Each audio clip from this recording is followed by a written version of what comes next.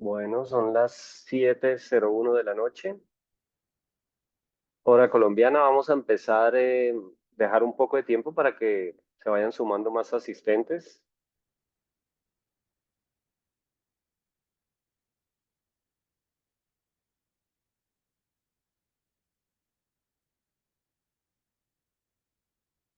Si tenemos en el transcurso de las charlas alguna pregunta, la pueden colocar en el cajón de preguntas y respuestas que está en su navegador en la parte inferior hacia la derecha. Y ahí vamos respondiendo según el orden que lleguen y según sí, a veces por escrito o le hacemos la pregunta directamente al ponente. Vamos a dar unos minuticos más para poder ingresar ya en propiedad.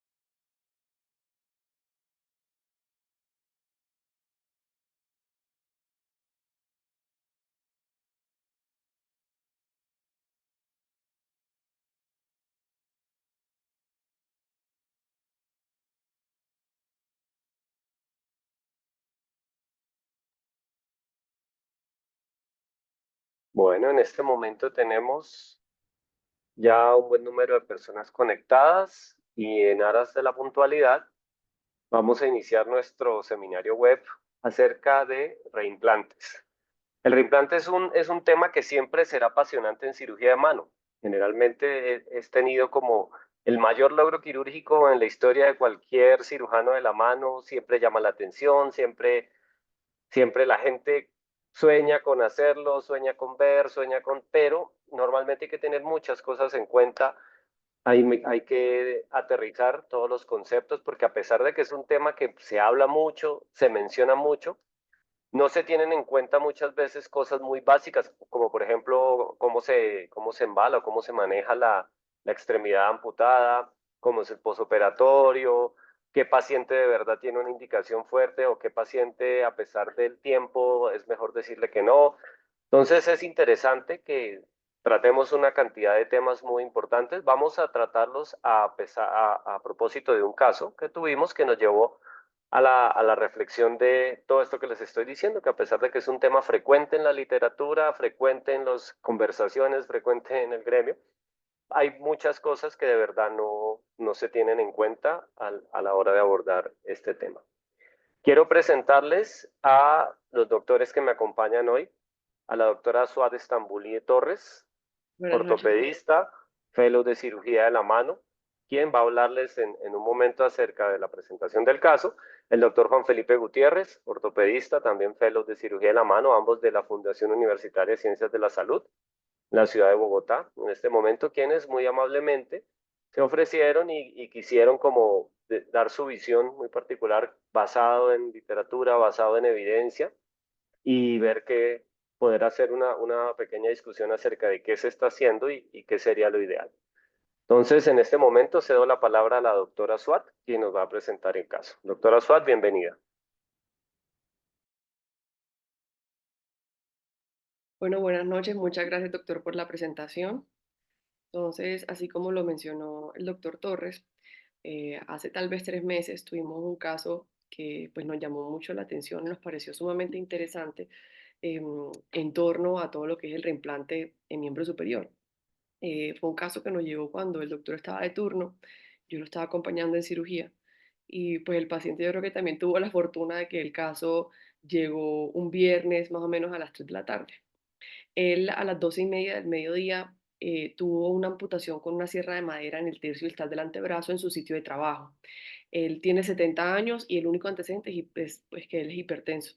Él asiste primero a una institución en donde lo valoran inicialmente, pero lo remiten por no disponibilidad de cirujano de mano. Entonces él llega por sus propios medios a pues nuestra institución y llega estable con una frecuencia cardíaca pues limítrofe hacia el límite inferior, en un aceptable estado general, pero aquí quiero mostrar cómo viene embalado el miembro superior. Él tenía dos torniquetes en el brazo, el muñón venía con compresas y con un vendaje elástico y tenía restos de madera en toda su extensión.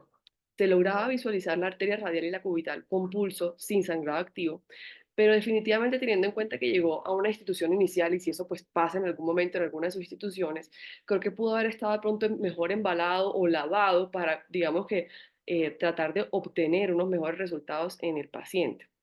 Se evidencia una extremidad amputada en el tercio distal del antebrazo, como lo vemos en las imágenes, con dos pilas de hielo en contacto directo con la extremidad, todo eso metido en una bolsa de basura. Eh, Después de esto, pues igual indicamos pasa a salas de cirugía como urgencia vital para hacer el reimplante de la extremidad.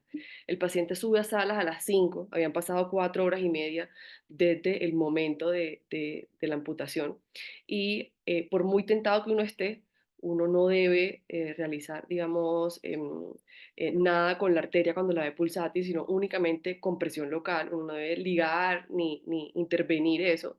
Y en el video, como lo vemos acá, vemos la arteria radial y cubital pulsátil. Mientras al paciente lo fueron subiendo, nosotros subimos la extremidad amputada a salas y la fuimos lavando y cómo realizar lo pertinente mientras el paciente subía y era anestesiado.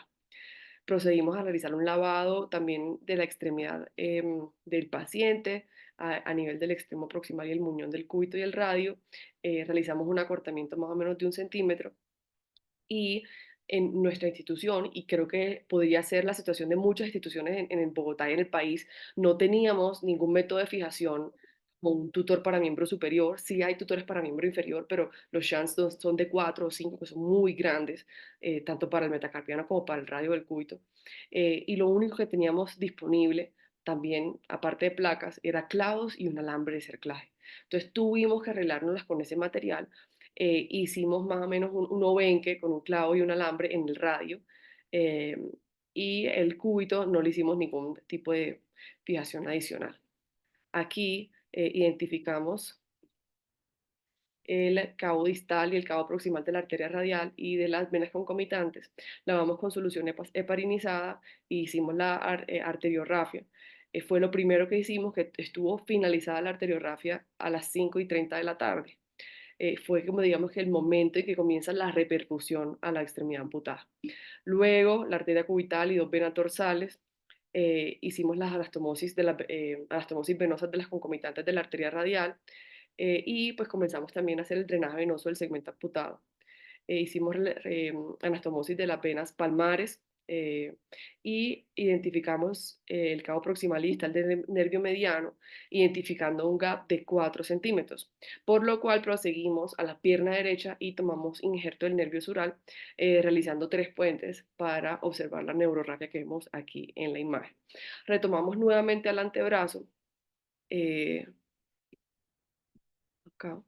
Y empezamos con todas las tenorafias y miorrafias, digamos que por la ubicación de la amputación, teníamos pues el nivel era como donde había muchas uniones miotendinosas, por lo que hicimos tenorafias nucleares y del epitenon con la técnica líquida de 6 pasadas, del extensor calpirradial y brevis y longus, de los vientres musculares de los demás músculos extensores, del FCR, FCU, palmaris longus, FPL, flexores superficiales y profundos del dedo 2 al quinto.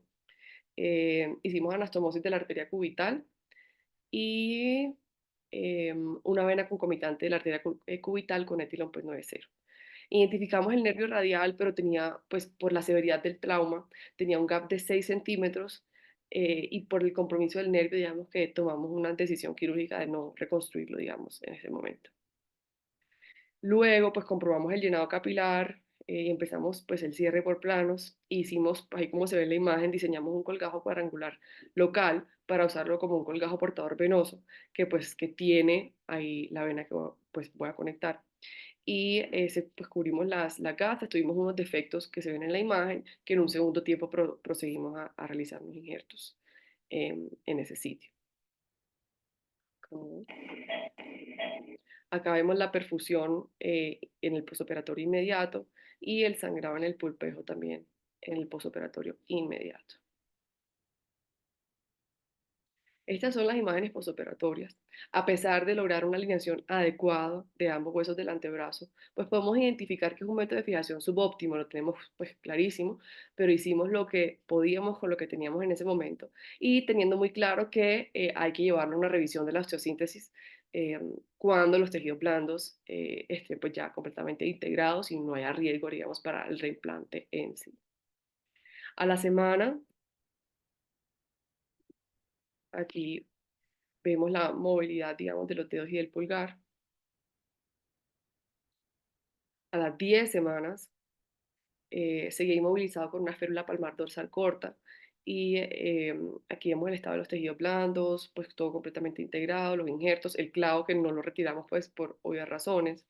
Y acá vemos la radiografía a las 10 semanas, en donde pues encontramos lo que esperábamos y es un retraso en la consolidación pues de las fracturas, que ya estamos en plan de programarlo para la revisión de la osteosíntesis y poder hacer pues una adecuada fijación de esto. Muchas gracias.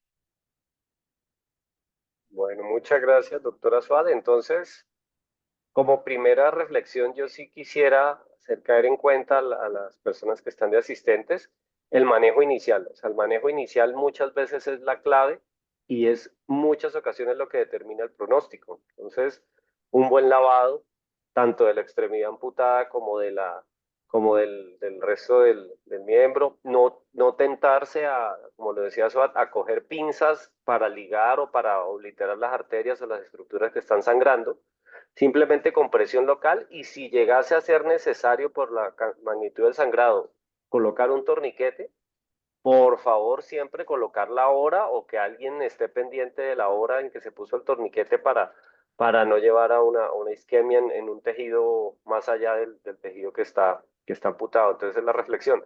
Curiosamente, el hecho de no admitirlo en la otra clínica, sino mandarlo como traslado primario, permitió que llegara más rápido, pero pudo no haber sido así. Entonces, siempre el manejo inicial es importante, no solo el lavado, también el cubrimiento antibiótico, sobre todo en estos traumas que son con mecanismos que no son nítidos. Una sierra para madera lo que hace es moler y cortar y por eso parte del tejido es necesario desbridarlo. Tuvimos que desbridar una gran parte de todas la parte de tendinosa, muscular, arterial, todo por el tipo de trauma. A Digamos, continuación, señora. cosa que ahora de pronto van a ver y correlacionar con la revisión que va a hacer el doctor Juan Felipe, es que el orden de la restitución de las estructuras anatómicas van a ver que está un poco alterado con respecto a lo que dice la literatura, pero ya vamos a ver por qué en nuestro caso lo hicimos en la manera que lo hicimos y pues que está descrito un poco de lo que nos va a contar Juan Felipe. Les recuerdo al auditorio que en el cajón de preguntas y respuestas en la parte inferior del navegador de Zoom pueden dejar las preguntas para responderlas o la discusión que queramos generar después. Doctor Juan Felipe Gutiérrez, bienvenido. Muy buenas noches a todos. ¿Me confirman si se ve la presentación? Sí, señor. Bueno, entonces buenas noches. Continuando con la segunda parte del webinar, la idea de esta segunda parte es mostrar los gestos técnicos que hay que tener en cuenta para un desenlace favorable de un reimplante, como es el caso que acaba de presentar la doctora Swat. Y aunque no hay una definición universal de qué es un reimplante exitoso y eso hace difícil trazar una línea de pasos hasta una meta establecida que realmente no es muy clara, pues eso lo hace un poco más difícil, pero sí hay unos puntos que están claros y no son negociables para el desenlace favorable del reimplante. Entonces, antes de abocarnos a eso, a mí siempre me gusta iniciar mostrando lo relevante que son las manos para el ser humano. Esto nos lo evidenció el homúnculo de Penfield en el que nos mostraba la cantidad de espacio que tiene el cerebro dispuesto para el funcionamiento de las manos. Eso lo traduzco en la cantidad de impacto que tiene una lesión de esta magnitud en la persona pues que padece una lesión de estas. Entonces realmente los reimplantes cada vez sus indicaciones se amplían más y sus contraindicaciones son más restringidas. Digamos, antes todo este tipo de lesiones eran casi que causas de amputación, de revisión de amputación directa. Hoy en día, con la depuración de las técnicas microquirúrgicas, se hacen reimplantes cada vez más complejos, de globins masivos, reimplantes de múltiples dedos en varios segmentos. Y acá hay que tener en cuenta algo que puede ser cultural, digamos, por ejemplo, en China y en Japón la tasa de éxito de un reimpplante es del 95-98% porque para ellos casi que todos los dedos son susceptibles de reimplantar. Este es un caso cortesía de la doctora Jane Shen y el doctor Daniel Restrepo, em, en el que para ellos una persona si nace con 5 dedos tiene que morirse con 5 dedos y a cualquier costo se le tiene que reconstruir el dedo amputado. Entonces no es una apología ni a amputar todo, ni a revisar todo, ni a reimplantar todo como ya lo vamos a ver, sino realmente individualizar los pacientes, que es algo que siempre se ha repetido em, en toda la medicina. Entonces, en función de esto, los objetivos son evaluar a la luz de la evidencia actual todos esos puntos de inflexión en el éxito de un reimplante y los gestos quirúrgicos que nos ayudan a llevar a cabalidad esos puntos importantes. Entonces, lo que yo creo que pasa en un reimplante es que muchas veces por la premura de que la extremidad o el cemento amputado perfunda, dejamos de un lado la relevancia de los demás tejidos lesionados. Es decir, digamos en el caso que vemos ahorita, muchas veces o en un reimplante de múltiples dedos, el último nervio del tercer dedo después de 8 horas de cirugía, posiblemente la neurorrafia no la vamos a hacer igual que si nos llegara de manera aislada solamente la lesión de ese nervio. Entonces lo que yo creo que hay que hacer, y siguiendo la analogía clásica, que romper esto de un solo intento es mucho más difícil que romper todos estos troncos por separado y de manera individual. Creo que el reimplante hay que entenderlo como una lesión por separada de 5 tejidos diferentes. Si entendemos que el reimplante son 5 lesiones diferentes, posiblemente vamos a prestarle la atención necesaria a cada una de eso, y eso es lo que quiero hacer, entendiendo que cada uno de estos tejidos va a tener propensión a generar una complicación que es susceptible de amputación temprana o de amputación tardía para cada uno de estos tejidos. Entonces, pues por supuesto una mano que no perfunde, congestiva o infectada porque es un Agustilo 3C, pues va a ser una causa de amputación temprana. Una mano que es insensible, la conocida mano ciega, o un dedo rígido, pues es causa de amputación tardía. Entonces esto lo vamos a hacer siguiendo de manera ordenada una línea del tiempo en todo lo que sucede en el transcurso del manejo de un paciente con una amputación, entendiendo que hay unos puntos claves en el preoperatorio, unos puntos importantes técnicos en el transoperatorio y cómo se cuida ese reimplante en el posoperatorio.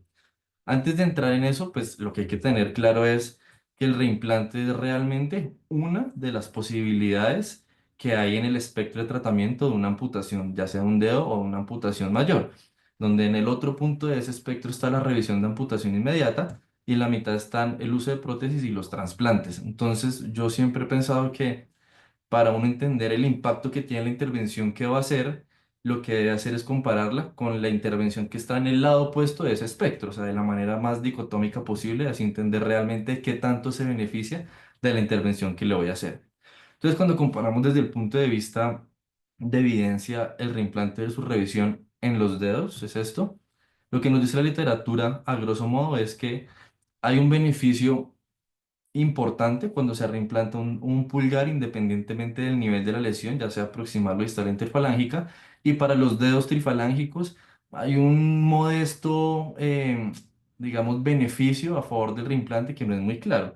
Cuando uno evalúa en detalle estos estudios que incluyen la revisión sistemática y metaanálisis, que en teoría es el mayor nivel de evidencia, vemos que la heterogeneidad es alta, sobre todo cuando se habla de todos los dedos que no sean el pulgar o todos los dedos trifalángicos, y vemos que hay un I cuadrado mayor a 50%, y todos los estudios o la mayoría de los estudios cruzan la línea de no efecto, lo que nos habla que realmente no podemos tomar de manera categórica los resultados de que es mucho mejor reimplantarlo que amputarlo, sobre todo en los dedos que no incluyen el pulgar. Cuando vemos lo que se habla respecto al pulgar, sí es mucho más categórico y sí la literatura avala que se debe reimplantar independientemente del nivel de la lesión. Otro estudio, posiblemente el estudio de mejor diseño y el más grande, que es el estudio de Kevin Chung, todos los conocemos, el estudio Franchise. Él lo hizo una revisión mucho más juiciosa y detallada donde evaluó reimplante versus amputación, todos los dedos, múltiples dedos, único dedo y a diferentes niveles. Y digamos que de manera resumida el artículo lo que nos dice es que hay beneficio de reimplante cuando es un único dedo distal a la interfalángica proximal, cualquiera de los 4 dedos, o cuando son 3 o más dedos y uno de esos dedos es el pulgar. En todas las demás situaciones, realmente, pues es muy parecida la funcionalidad del paciente amputado al reimplantado. Igual esto, hay que hablar en detalle, hay que individualizarlo, pero es más o menos lo que el artículo intenta decirnos. Este otro estudio concluye lo mismo, una casuística más grande de 2.250 reimplantes, y nos dice que realmente es muy parecido. Lo que pasa es que muchas veces depende de la escala que usen los estudios. Digamos, cuando usan el score de Michigan, se ha visto que tiende más a favorecer el reimplante, y cuando utilizan el DASH, muchas veces tiende a decir que es muy parecido. Entonces, aunque sea estadísticamente significativo, siempre hay que mirar en detalle los estudios y comparar la diferencia del DASH. Si tiene 10 puntos de diferencia, es clínicamente significativo, y eso es lo que hay que mirar, no guiarse tanto por el valor estadístico. Entonces, la pregunta que uno debería hacerse realmente es: ¿qué está perdiendo el paciente cuando se amputa determinado dedo? Por ejemplo, el índice era un dedo que siempre se ha tenido un umbral bajo para amputarlo, sobre todo cuando es una amputación proximal a la interfalángica proximal o proximal a la inserción del superficial. Y lo que se ha visto en los seguimientos a largo plazo es que esos pacientes que se amputaban los índices tenían una pérdida importante de la fuerza en pronación, sobre todo cuando hacían carga en pronación, porque perdían ese fulcro importante que es el índice. Entonces, la mejor forma de entender esto, y aunque los pacientes realmente se rehabilitan bien, logran tener una fuerza importante de prensión y de pinza lateral con los muñones de amputación, la forma de evaluarlo es entender cuál es la función que hay con los dedos que quedan. Es decir, si se me amputa un dedo medio, cómo funciona el índice ahora pegado al anular, cómo funciona el meñique ahora con el índice. Y eso, digamos que la forma de plantearlo es con un entropy plot. Acá hago un entropy plot que es ligeramente rudimentario. Todo lo azul es sinergia o líneas fuertes, todo lo verde es sinergia moderada, y lo naranja es que podría ser redundante. Igual, entre más positivo el valor, significa que tienen sinergia en movilidad o en función, y todo lo que sea más negativo significa que hacen funciones redundantes. Esto se ve un poco enredado, digamos que acá lo resumo en este diagrama, y como para cerrar este apartado es lo siguiente. Entonces, si tengo una amputación del pulgar, el índice, el medio o el anular proximal o distal de la interfalángica proximal, hay un beneficio de reimplantarlo de acuerdo a la función que queda de los dedos restantes. Cuando tengo una amputación del anular distal interfalángica proximal y no hay más amputaciones, no hay beneficio de reimplantar ese dedo. No hay beneficio de reimplantarlo a menos que haya una amputación concomitante de el dedo medio y el pulgar proximal e interfalángica proximal. Entonces, esta es una imagen que uno se puede realmente hallar en la mente de cuáles son los segmentos y los dedos que hay que reimplantar para que el paciente tenga una mejor funcionalidad. Con este estudio quiero resaltar la importancia de que decía de individualizar el paciente, porque un paciente motivado lo es absolutamente todo. Este estudio es un estudio viejito en el que evaluaron 183 cirujanos, donde habían ortopedistas, cirujanos plásticos, otorrinos, que habían sufrido una amputación por cualquier motivo, en accidentes, en deportes. Y de esos 183, como lo dice el título, menos de 10, que en realidad eran 7 8, no pudieron retornar a su actividad laboral. Es decir, casi que el 92% de estos pacientes que eran cirujanos y habían sido amputados pudieron volver a operar, no al volumen que lo hacían antes todos, pero pudieron volver a operar. Esto resalta la relevancia de un paciente motivado. No voy a andar mucho en esto, pero es algo que cada vez deberíamos tener más en cuenta todos, y son los trasplantes. Ya hay guías y libros enteros de cómo captar el donante en UCI, cuáles son los estudios que se deben hacer eh, en el perioperatorio para encontrar el donante óptimo de acuerdo a la lesión que tenga el paciente que vamos a trasplantar, y cada vez se ven resultados más satisfactorios. Realmente es prometedor. Ya hay guías, ya hay libros enteros de cómo hacerlo, cómo es el manejo que hay que dar en cuanto a todo el antibiótico, la inmunosupresión, todo lo relacionado al posoperatorio, y parece ser algo bien prometedor. Sobre todo se benefician los pacientes con un grado Chen 3 y 2 en el score de Chen de pacientes amputados o reimplantados, con una disminución significativa del DASH. Entonces, ahora sí, entrando en materia, iniciando con lo que sucede en el preoperatorio. Entonces, quiero hablar del tiempo de isquemia, el embalaje y los factores no quirúrgicos, que son como los puntos de discusión o debate que siempre hay. Iniciando con el tiempo de isquemia, traigo unos estudios clásicos, unos estudios que son de hace varios años. Este estudio es del 82, y traigo estudios que son antiguos porque pues, en ese momento las técnicas microquirúrgicas no son lo que son hoy en día, y aún así uno ve varios artículos en los que se reimplantaban con éxito dedos, manos, muñecas, antebrazos con tiempos de isquemia, como lo dice este título, de hasta 39 horas. Entonces uno ve en la literatura estudios con tiempos de isquemias calientes de 56 horas, frías de 54 horas para una mano entera. Entonces esto lo traigo es para que no haga una camisa de fuerza en el que llegó el paciente a las 12 horas y un minuto y ya no se reimplanta por eso, no, realmente tiene una flexibilidad importante.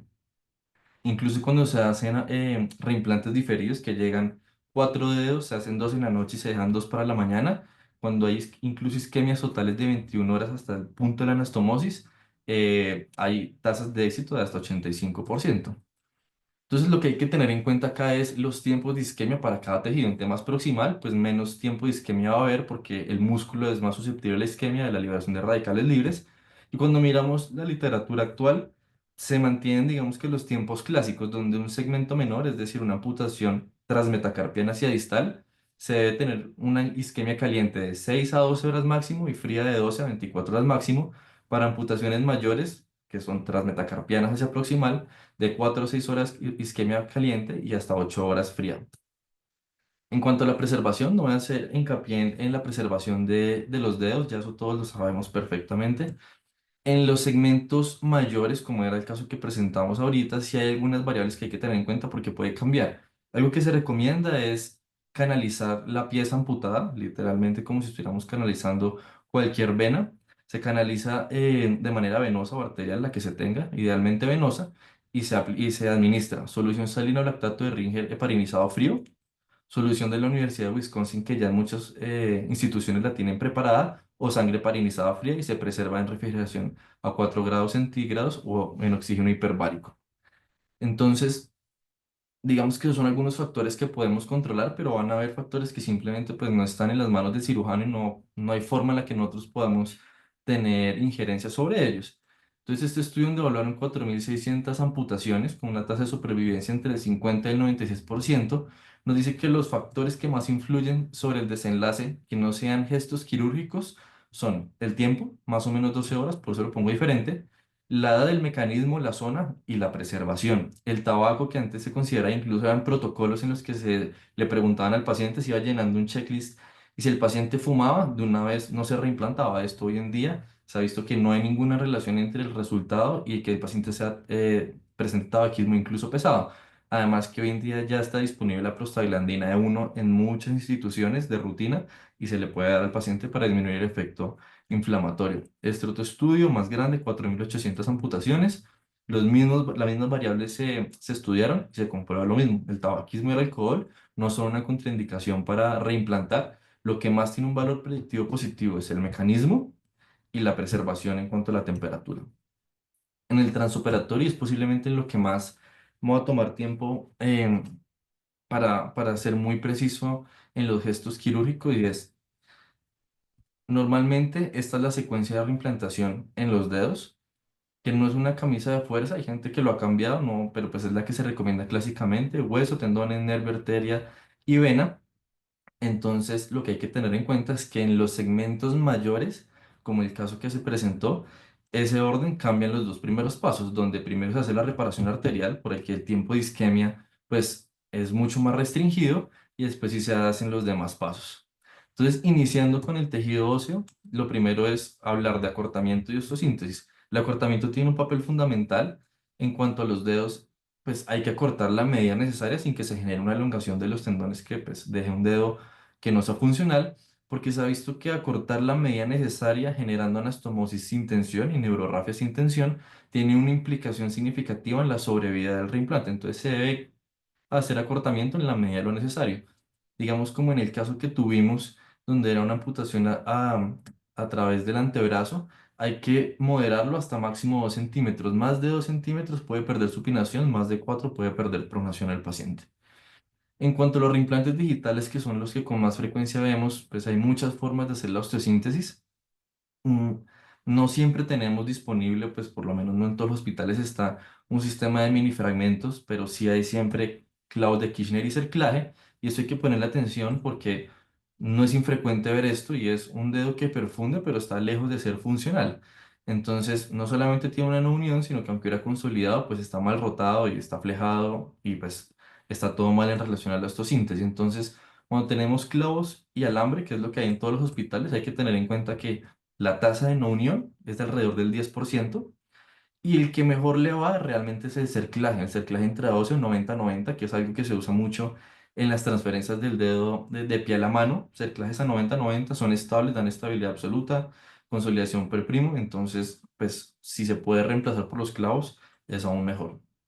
Cuando es a nivel de la muñeca, pues dependiendo del nivel, o sea, hace carpectomía proximal para hacer ese acortamiento que ya hemos dicho que favorece la sobrevida del reimplante, o si es más proximal, se debe hacer un Darrash inmediato.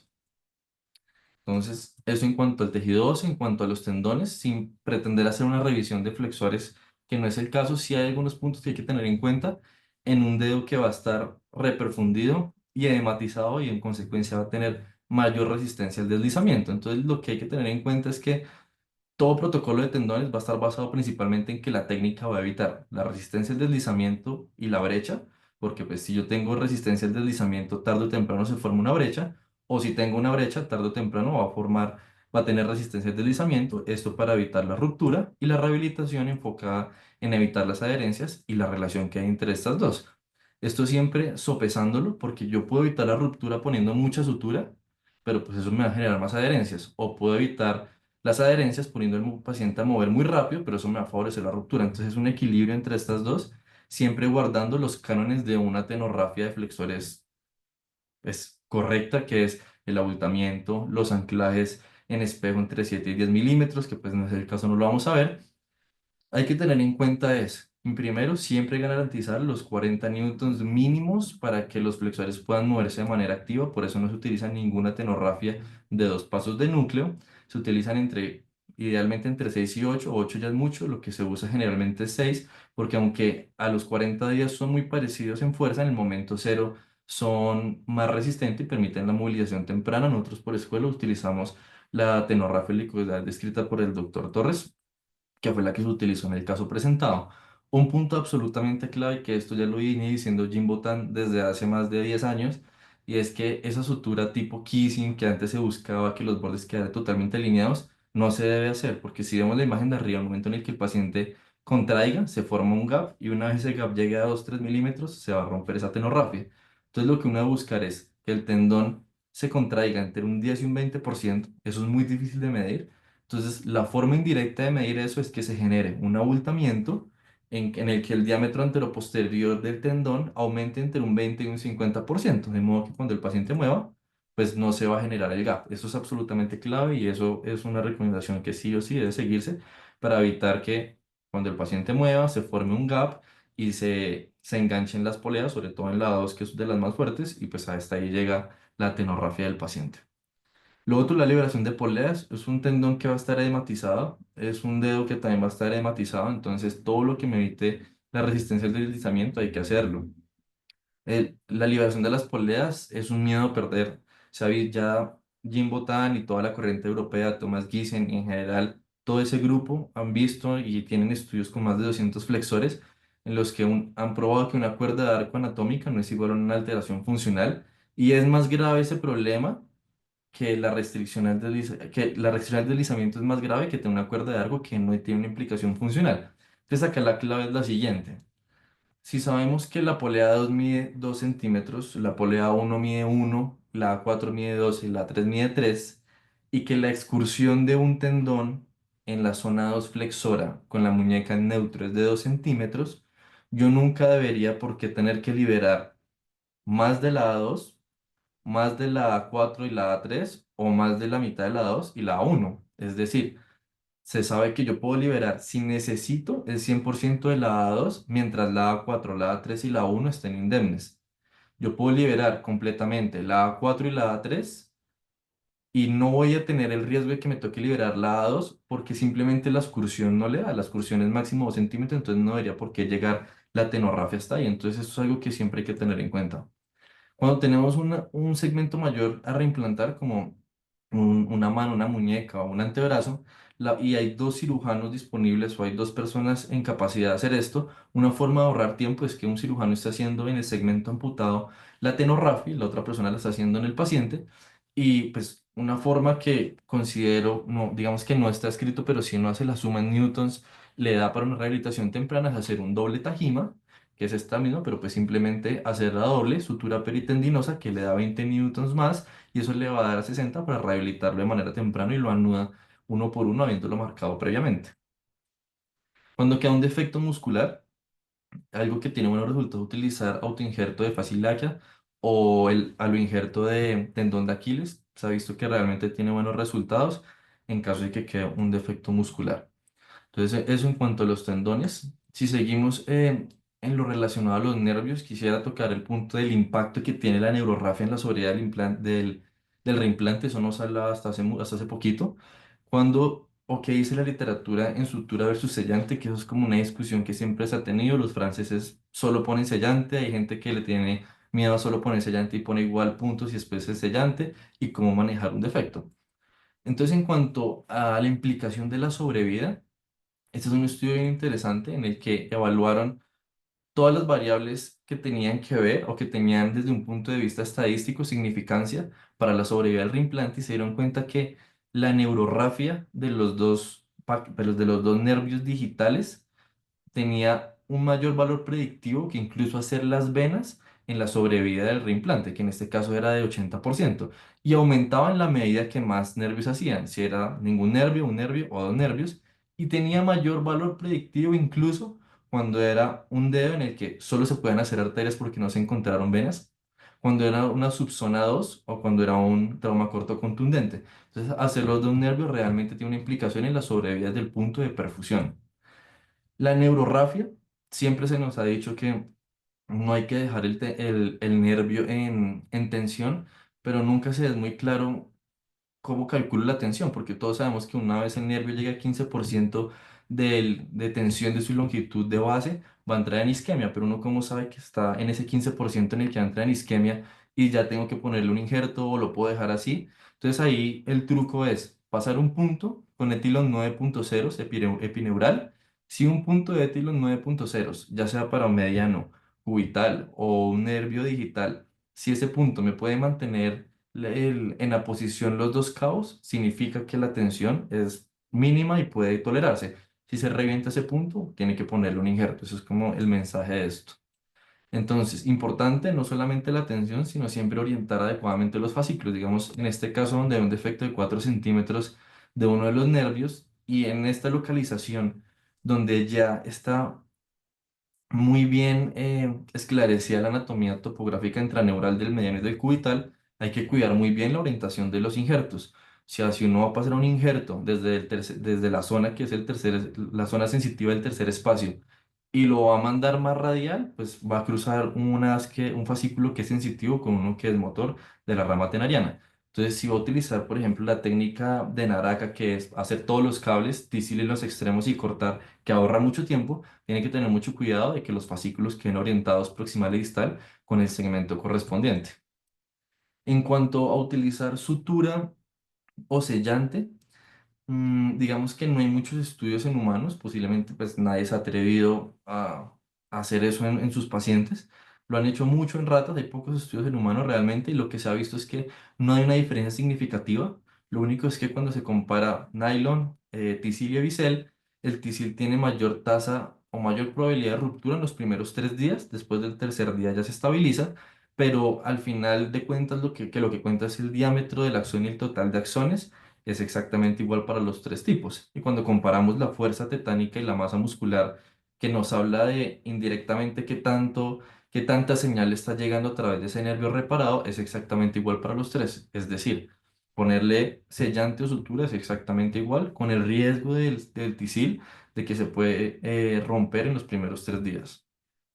Cuando comparamos sutura sellante y sellante más sutura, que es lo que en mayor medida hacemos, desde un punto de vista funcional, con análisis de marcha, la que ya utilizaron pacientes y algunos animales, es exactamente igual. Entonces, pues la recomendación es poner 1 o 2 puntos de la sutura y ya se puede poner sellante. No es necesario poner los 4 puntos o los 6 puntos que utilizan normalmente en la neurorrafia. ¿Qué hacer cuando queda un defecto, como en el caso presentado?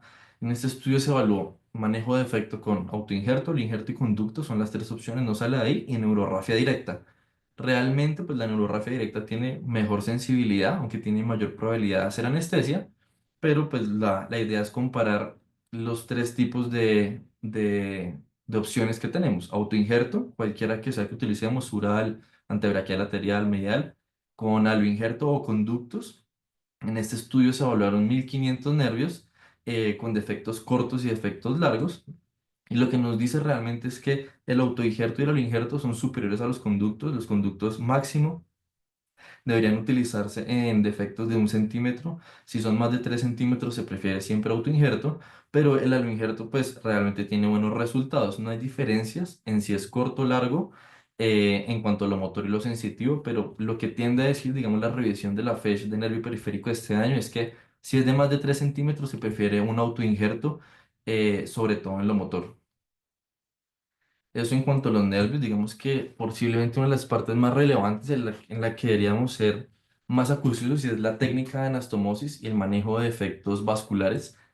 Entonces, en el caso que tuvimos nosotros, que es un reimplante mayor, y digamos que este era un caso de un corte nítido, un trauma en el que era pues corto contundente, pero estaban definidas las estructuras, no siempre va a ser así. Y cuando tenemos una lesión vascular, que pues no podemos esperar hasta sacar el injerto o llamar al vascular o lo que sea, lo que se ha indicado es hacer un shunt vascular, que pues no es propiamente un shunt porque es de arteria a arteria, pero es pedir una sonda Foley o una sonda Nelaton, perdón, y se hace el puente de arteria a arteria y se espera que la arteria perfunda. ¿Qué arteria, qué sonda pedir? Entonces se piden 6 9 12 6 y 9 para arteria radial y cubital. La arteria radial y cubital miden entre 2 y 3 milímetros, por eso pídase siempre de una vez apenas llegue el paciente, sonda 6 9 y 12, por si tiene una arteria braquial, le pone la 12 que mide más o menos 4 milímetros en su diámetro externo. Una vez le perfunda la arteria, tiene que pensar en qué injerto poner, pues normalmente la que usamos es la safena, que a grosso modo para defectos de la braquial es safena aproximada a la rodilla, defectos de la radial y la cubital, safena distal a la rodilla. Es mucho más fácil disecarla distal a la rodilla que en el segmento proximal, pues por la cantidad de tejido que hay. Entonces, cuando tiene que disecar la proximal, hay un signo ecográfico que realmente no es difícil de hacer. De hecho, el fin de semana lo hicimos con el doctor Camilo Estrada en un caso que tuvimos y se ve perfecto, se ve tal cual como se ve en la imagen. Uno busca el ojo de Horus y en ese segmento, pues ya sabe que ahí está la safena y entra a buscarla directamente y no tiene que hacer una incisión gigante y empezar a buscar en un momento en que el tiempo apremia. Entonces, ¿qué pasa si ya identifiqué el defecto, lo medí y tengo la duda si poner un injerto venoso o un injerto arterial? La literatura tiende a decir que el injerto arterial va mejor en la permeabilidad a largo plazo que el injerto venoso, aunque usamos más el venoso. En teoría, el injerto arterial tiene mayor probabilidad de mantener la permeabilidad del segmento. ¿Y qué arteria usar? Lo que se ha visto en los estudios de angiografía es que la arteria descendente de la circunfleja lateral, que es la misma que usamos para la LT, es una arteria que al parecer intrínsecamente viene protegida para estenosis y aterosclerosis y no se ve dañada o lesionada en los pacientes que traen de base hipertensión, diabetes o enfermedad vascular periférica. Entonces hay que tener en cuenta esto. Si decido que lo voy a poner injerto y que lo voy a poner arterial, utilizar esta arteria, pues que su disección es, digamos que reproducible. En los dedos, y algo que nos indica que de entrada va a tocar utilizar un injerto venoso, son estos dos signos. Digamos que no es infrecuente verlos, yo los he visto en pacientes que tienen puntas de dedo y les voy a hacer el colgajo muy digital y en el momento en el que uno está disecando la arteria para hacer el colgajo, uno se encuentra esto que es el signo de la cintilla y se ve así tal cual, se ve la arteria enroscada sobre sí misma y eso es pues una arteria que no se puede anatomosar, de hacerlo va a fallar con toda seguridad. Entonces, si uno ve estos signos, de una vez debe pensar en un injerto venoso o cuando tiene una lesión por abulsión en la que obligatoriamente siempre va a tener que utilizar un injerto venoso. Entonces, la preocupación es, ¿será que el injerto venoso me altera la sobrevida pues, del reimplante digital? Realmente no. Digamos, en este caso donde se vio por subzona de Tamay, no hay una diferencia estadísticamente significativa, entonces no hay que tenerle pues el miedo, hay que tener un umbral bajo para utilizar un injerto venoso. Este estudio, pues en el que evaluaron más revascularizaciones y dedos reimplantados, mostró que realmente no hay ninguna diferencia en la sobrevida del reimplante o de la revascularización. Algo importante siempre que se va a hacer la anastomosis es como se muestra en la imagen en este video, hacer la adventisectomía, Siempre íntima con íntima, puntos vertidos. No desea suturar íntima con adventicia. Esto es causa de microtrombos y pues de que al final falle la anastomosis. Entonces, ¿qué tipo de suturas hacer? Si ya hice, pues ya retiré la adventicia, hice todo correcto, tengo los clavos puestos, ¿qué tipo de sutura usar? Realmente hay muchas suturas, es igual como los tendones, hay modificaciones de las modificaciones.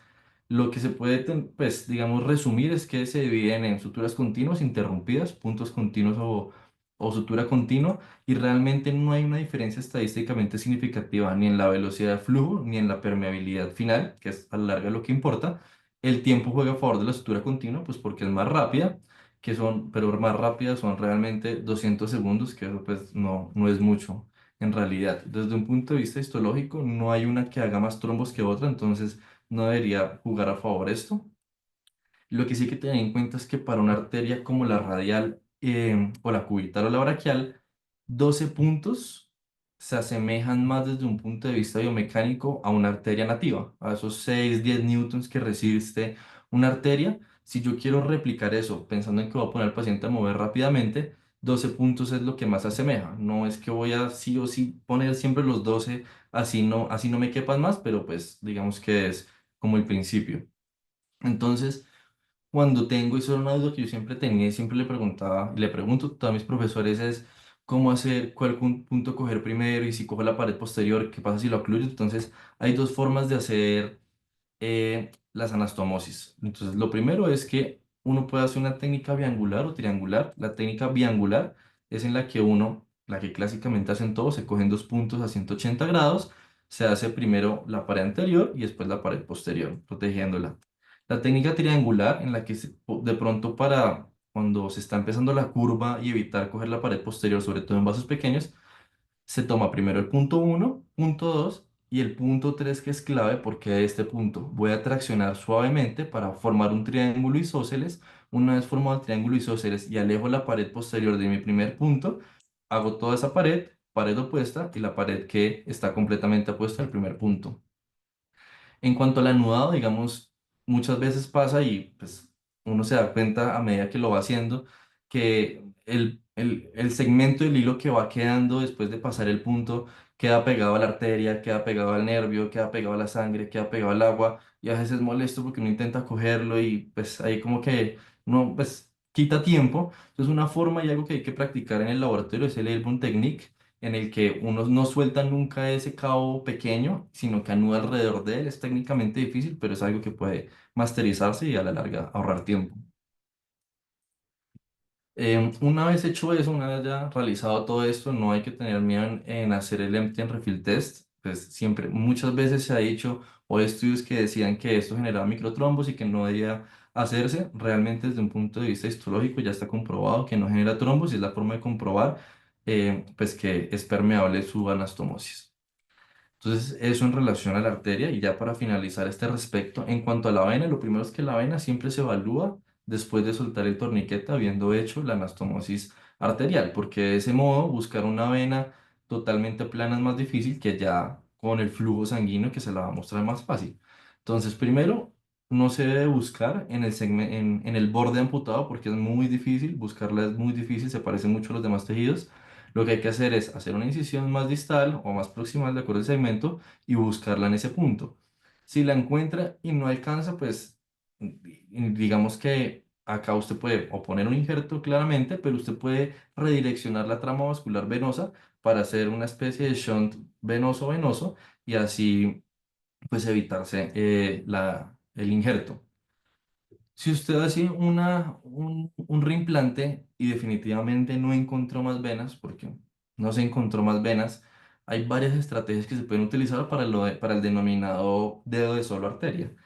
Entonces, lo que se puede hacer, y este estudio que evaluó 1400 reimplantes en los que solo se encontraron arterias, los dividieron por zona de Tamai y Chicago, y utilizaron todas estas, o evaluaron en esta revisión, todas estas estrategias con el resultado de que el shunt arteriovenoso es el más efectivo. Entonces, pues, como le dice su nombre, se hace un shunt y eso tiene el mejor resultado. La sobrevida global de esto es más o menos de 78% cuando se hace solamente la arteria. Entonces, digamos que, pues, siempre se debe intentar. realizar al menos una vena, mejor dos venas, pero pues si no, utilizar cualquiera de estas estrategias. Lo que sí se ha visto es que en una zona tamaño uno no hay diferencia en hacer o no las venas, en ese punto no hay ninguna diferencia, pero ya más proximal, sí hacer una o dos venas impacta en la sobrevida del reimplante. Y para finalizar ya en el transoperatorio es algo que muchas veces se descuida ya después de 8 o 10 horas de cirugía, cómo cerrar la piel, el manejo de los tejidos. Primero hay que tener un umbral bajo para utilizar injertos. Cuando toca, pues toca hacerlo. Pero si puedo suturar, hay que hacerlo con la sutura que mejor permeabilidad le lleva a unos tejidos que de por sí han sufrido de isquemia durante un tiempo que o es incierto o es prolongado a sabiendas. Entonces, la mejor sutura que le lleva irrigación a los tejidos es el Lower Donati, que bajo Doppler es el que mejor irrigación permite después de anudar. Esto no es más que un colchonero vertical que es casi intradérmico. Entonces, pues realmente tiene sus pasos técnicos, hay que hacerlos todos al tiempo, pero es lo que en teoría recomienda la literatura. Y en el posoperatorio, ya para finalizar, em, ¿qué dice la literatura respecto a la tromboprofilaxis? Es un punto de debate que siempre ha existido, si se le deja infusión de heparina, si se dejan bolos, si se da tromboprofilaxis, antiagregación. Realmente parece que no hay ningún beneficio en hacer tromboprofilaxis. Tampoco hay, digamos, una tasa de complicaciones tan alta, por eso se prefiere dejar. Lo que sí se ha visto es que es mejor no dejar infusiones de heparina y lo que sí tiene un impacto positivo es hacer la constante irrigación que a nosotros todo el tiempo nos inculcan, la irrigación intralumen con la solución heparinizada mientras se hace la anastomosis. Entonces, digamos que eso sí queda a discreción de cada caso y no está mal dejar la tromboprofilaxis, pero pues no hay que casarse con eso porque pues tampoco es que tenga una evidencia alta. En cuanto al manejo antibiótico, en los dedos no hay ningún beneficio en dejar el manejo antibiótico más de 2 días, como ya lo hemos visto en las fracturas abiertas, entonces no hay que dejar al paciente 14 días de antibiótico con el reimplante, esto pues no, realmente no tiene ningún sentido. Y ya para finalizar, em, en el caso que presentamos, que es por definición una fractura 3C, realmente uno es muy extraño cuando uno se encuentra una fractura que por definición es una 3C con el parámetro de reparación vascular. Uno en la residencia ve muchos pacientes de fracturas de tibia horribles, fracturas de fémur horribles, pero es muy raro el caso que cumple por definición que toque hacer la reparación arterial con ese consecuente 50% de infección que nos decía Agustilo y Anderson. Entonces, si hay un caso en el que está ese temido riesgo de infección tan alto que por definición es una 3C, quiero recalcar, es un reimplante y quiero hacer mucho hincapié en esto y voy a tomar unos minutos para esto porque creo, y más que una opinión, los hechos lo muestran, todos estos protocolos que usamos a diario en todos los hospitales y que yo utilicé durante mucho tiempo están mal, esto no debería usarse y realmente es algo que posiblemente nadie se cuestiona y hay que empezar a cambiarlo. Entonces a mí siempre me ha causado curiosidad porque una fractura como esta, que es una paciente que yo tuve en la residencia, recibe el mismo manejo antibiótico que esta fractura por el tiempo de evolución. O sea, esta señora llevaba 8 horas desde que se cayó y se le dio el mismo manejo antibiótico que este paciente que nos había llegado 2 días antes. Realmente el tiempo de esa fractura expuesta es tan importante o representa lo mismo que esta lesión. Es una duda que yo siempre he tenido y la literatura realmente muestra que no hemos hecho las cosas bien porque en las últimas 4 décadas la tasa de infección y de no unión no solamente está estable, sino que viene ascendiendo. Entonces, si lo miramos en las últimas 4 décadas, las tasas de infecciones, a pesar de los protocolos que usamos, vienen en ascenso. Es decir, esos protocolos de cefazolina, gentamicina o aminoglucosidos realmente no son efectivos y nuevamente, el caso de la señora del radio, eso no tiene ningún sentido darle a un paciente eso porque lleve 6 u 8 horas. Entonces, lo primero es entender cuáles son los microorganismos de acuerdo al segmento. Lo segundo es que no estamos tratando las mismas infecciones de hace 2, 5 o 10 años. Cada vez el estafilococo aureus meticilino resistente es más común. Para Bogotá y Colombia, cada vez se registran más cultivos positivos para estafilococo meticilino resistente. ¿Eso qué significa? Pues que hay que estar pensando en que ya la cefazolina no nos va a cubrir en estas infecciones o en estos traumas graves. Entonces, todo esto viene del artículo clásico de Patsakis, que incluso él ya mismo ha debatido, en el que evaluó 1000 fracturas y determinó que si el paciente se le daba el antibiótico antes de 3 horas, le iba muchísimo mejor que si se lo daba después de 3 horas. Eso se ha estudiado a mayor profundidad. Se sabe que ese porcentaje puede disminuir a 2% si se da antes de 66 minutos y el cierre es antes de 5 días. Eso ya está clarísimo y no tiene debate. Pero esa fórmula que usamos todos de cefazolina gentamicina viene de este mismo artículo, que en realidad fue una presunción de Patsakis. Él no pretendía evaluar eso ni evaluó variables de confusión, y él decía que porque en las fracturas de tibia había una disminución del porcentaje de infección, pero en todas las demás variables no, era 4 y 5%, él recomendaba dar aminoglucósido y alguna cefalosporina para el manejo, y eso se quedó así, al punto que todo el mundo llevamos 40 años usándolo y nadie lo ha cuestionado. Entonces, si miramos las guías más importantes de manejo antibiótico, son estas dos, la guía IST y la guía ISIS. Si miramos la guía IST, nos dice que con un nivel de evidencia 1 hay que dar cobertura contra gram negativos. El tiempo de antibiótico que lo tenemos clarísimo, máximo 72 horas para una tipo 3 o 24 horas después del cierre. Pero si miramos la guía ISIS, que evalúa los mismos estudios, dice todo lo opuesto, que agregar cobertura contra gram negativos no mejora las tasas de infección. Entonces uno dice, si las guías más importantes del mundo se contradicen, pues realmente, ¿qué estamos haciendo? Entonces, las actualizaciones del JBJS nos dicen que para las tipo 2, que no es el caso, la nuestra es una tipo 3, una tipo 2 se puede manejar con cefalosporina de primera generación sin ningún problema. La tasa de infección es la misma que si le da aminoglucosia, pero el problema sigue siendo un paciente con una lesión vascular, que es una 3C por definición, que hacerle. Entonces, si nos remitimos a los estudios grandes, nos dicen que independientemente de cubrimiento extendido o no, la tasa de mortalidad, osteomielitis e intervenciones adicionales es la misma. La tasa de aislamiento de los gérmenes resistentes es exactamente la misma. Si le da cefazolina o el biconjugado clásico que usamos a estos pacientes con Gustilos 3 A, B o C, la tasa de infección es exactamente la misma. La tasa de lesión renal aguda aumenta por el uso de aminoglucosia. Entonces se han propuesto varios protocolos nuevos. Uno es piperacilina tazobactam, que parece disminuir las tasas de infección en las Gustilos 3 en el primer mes.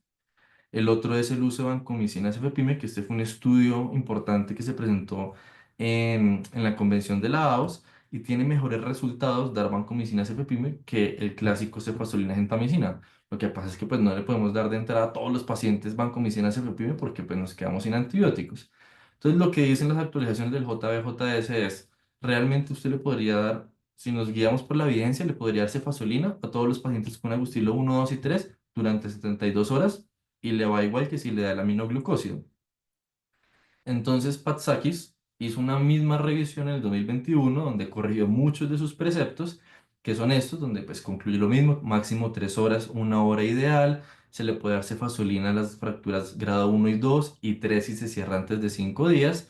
Digamos que ya para culminar, quiero traerles este cuadro que se le puede tomar una foto, y esto es lo que hacemos al día de hoy.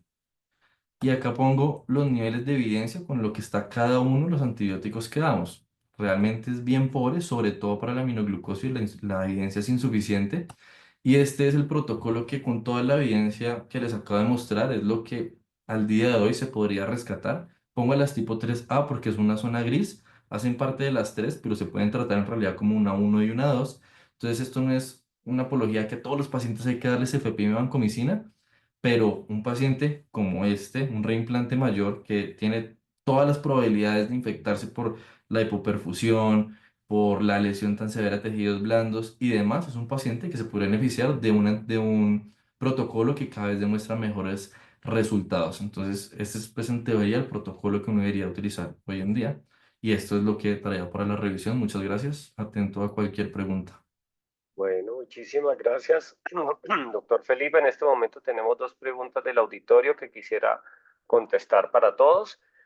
Preguntan, en los reimplantes mayores, las fasciotomías posoperatorias, ¿qué concepto tenemos sobre ellas? Entonces, a pesar de que en la literatura no hay una clara evidencia acerca de la fasciotomía protectiva, sí hay muchos factores que hay que tener en cuenta. El primer factor es el tipo de trauma. Normalmente en reimplantes como este que mostramos, lo que decía Juan Felipe, a pesar de que no es un corte nítido de cuchillo, pero sí es un corte que no tiene un componente de aplastamiento ni un componente de maceramiento en el resto de componentes.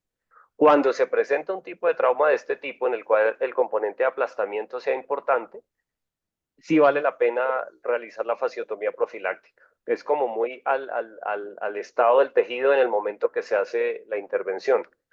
Yo usualmente, ¿qué hago?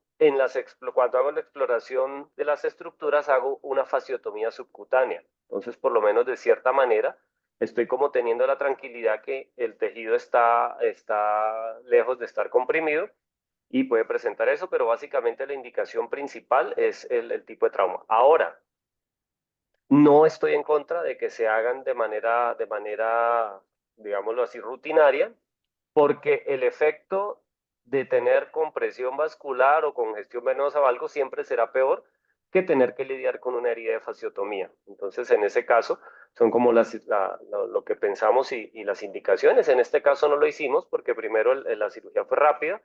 Tenemos otro tip que es en el momento que hacemos la arteria, dejamos que las venas vayan descongestionándose poco a poco, hacemos, si se me permite la expresión, sangrías controladas para que todo vayan barriendo todo ese tipo de radicales libres que se encuentran. Y el momento de ya terminar, pues vemos que no hay necesidad de hacer fasciotomías, en este caso en particular. También preguntan, ¿cuál es la forma adecuada de hacer primeros auxilios y cómo trasladar paciente y segmento a reimplantar para que lleguen en buenas condiciones a cirugía? Entonces, es muy, muy importante, primero, asegurarse que haya paciente. Me explico. Entonces, el paciente debe estar con un buen aporte hídrico intravenoso. Se le debe proporcionar la dosis de antibiótico profiláctico, que como lo dijo Juan Felipe de entrada, una cefalosporina de primera y ya después se irá mirando. La parte de la extremidad se lava y se pone una compresión directa. Se puede utilizar una gasa furacinada o una gasa vaselinada, cualquier cosa, y se hace compresión directa con bastantes compresas y un elástico. Listo, lo que les decía, en caso de que el sangrado de verdad sea muy grande, en el caso de la parte del brazo más proximal, uno puede poner un torniquete con elástico, pero siempre sabiendo en qué hora, porque no lo podemos dejar más de pasada una hora hay que dejar reperfundir para volverlo a subir.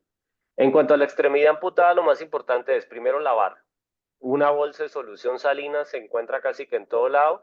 Incluso es preferible que sea con agua corriente, agua potable, para eliminar cualquier contaminación macroscópica.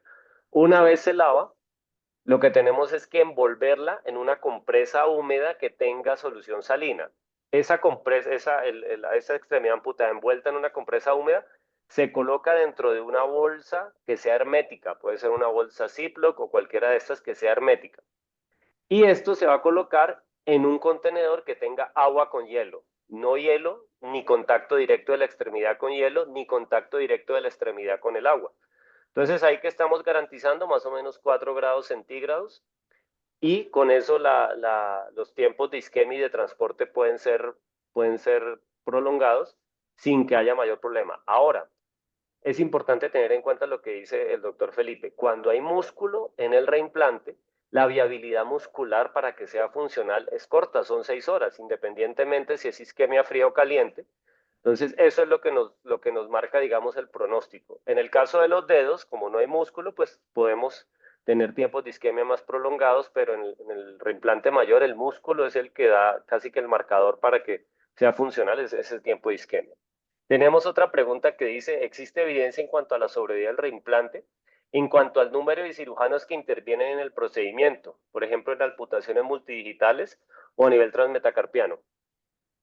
Desafortunadamente no hay una evidencia, ¿cierto? Tangible, a pesar de que Juan Felipe mencionó varias cosas sobre la posibilidad de tener o reimplantar unos, diferir otros. Es decir, sí tenemos cierto grado de evidencia en que podemos de manera controlada aumentar los tiempos de isquemia y diferir, pero no tenemos la evidencia contundente que sea mejor más cirujanos. Ahora, el sentido común que indica que, claro, si yo solo me le voy a meter a una cirugía de 8 o 10 horas, pues es preferible hacer yo unas horas, descansar, las hace otro, descansamos, o que mientras yo voy preparando la extremidad amputada, el otro cirujano va explorando proximal. Entonces, siempre, siempre, siempre será mejor, mientras más personas que tengan entrenamiento, mucho mejor al momento de enfrentar. Sobre todo, ¿por qué?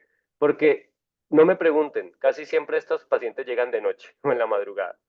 Y la toma de decisiones a veces no es fácil, porque a veces hay trombosis, bueno, hay una serie de cosas que pasan. Ya Felipe nos mostró todos los tejidos que uno tiene que valorar, y a veces la toma de decisiones a cargo de una sola persona no es tan fácil como tener otra persona con quien discutir y decir, bueno, ¿qué hacemos? Hagamos esto, no, hagamos lo otro, y eso puede ser a la hora del té un factor que equilibra la balanza. Tenemos otra pregunta que dice, ¿cuándo consideran o en qué periodo el paciente es enviado a rehabilitación? ¿Dan pautas de rehabilitación? ¿Cuáles? La idea es que el paciente pueda ir a rehabilitación tan pronto como sea posible, ¿cierto? Si tenemos un paciente de un reimplante en un dedo, por ejemplo, no existe ninguna contraindicación para empezar a rehabilitar las articulaciones que no están involucradas en el reimplante directamente. Entonces podemos empezar a rehabilitar los otros dedos, las otras articulaciones.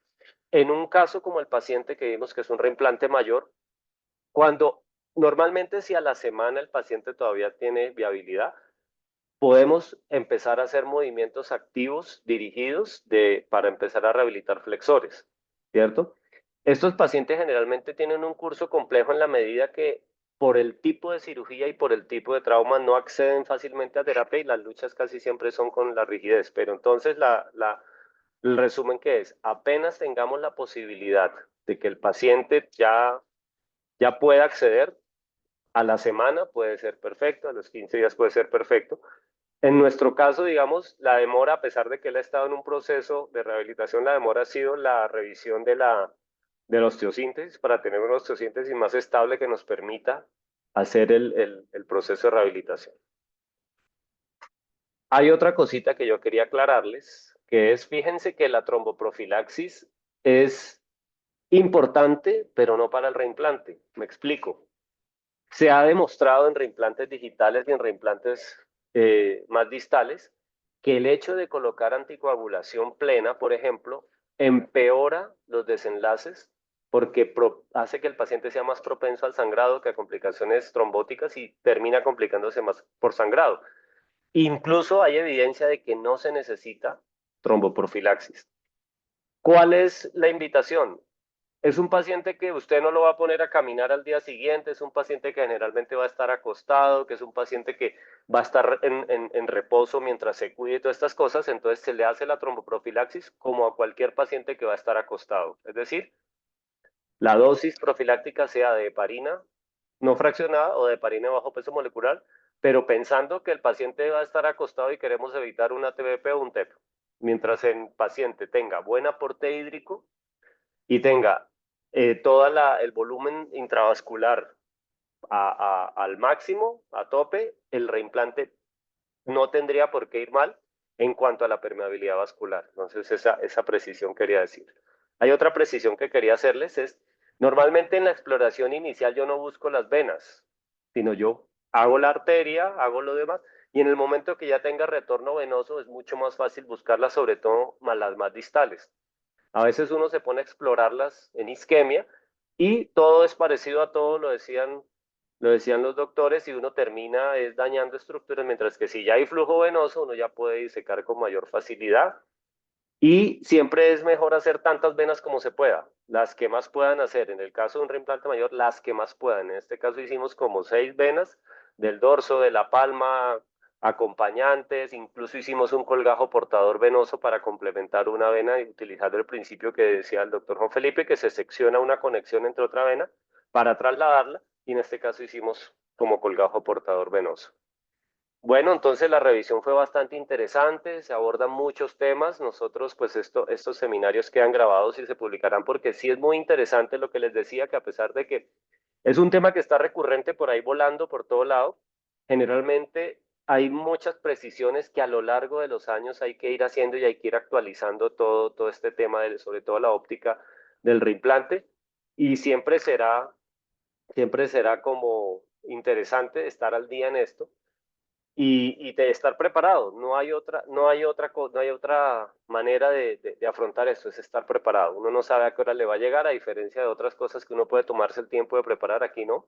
Estar preparado, la institución tiene que estar preparada para que pues los desenlaces puedan ser mejores.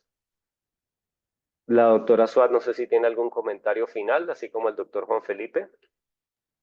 No, muchas gracias. Todo muy claro.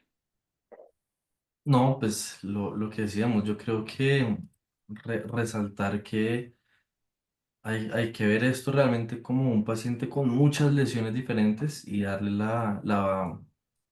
pues como la prioridad a cada una de ellas para que al final pues no se esté arrepintiendo de lo que no hizo, que ya si no lo hizo, pues ya después es muy difícil restaurarlo, solo eso.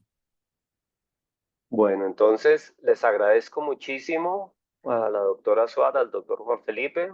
Ya ha sido un excelente seminario y agradezco mucho a los asistentes. Quedamos atentos a lo que puedan necesitar en las redes sociales de Asosimano y también a través de nuestra página web. Nos pueden contactar y ha sido un gusto estar con ustedes. Muchas gracias y muy amables. Hasta otra oportunidad. Muchas gracias, doctor Luego. Torres.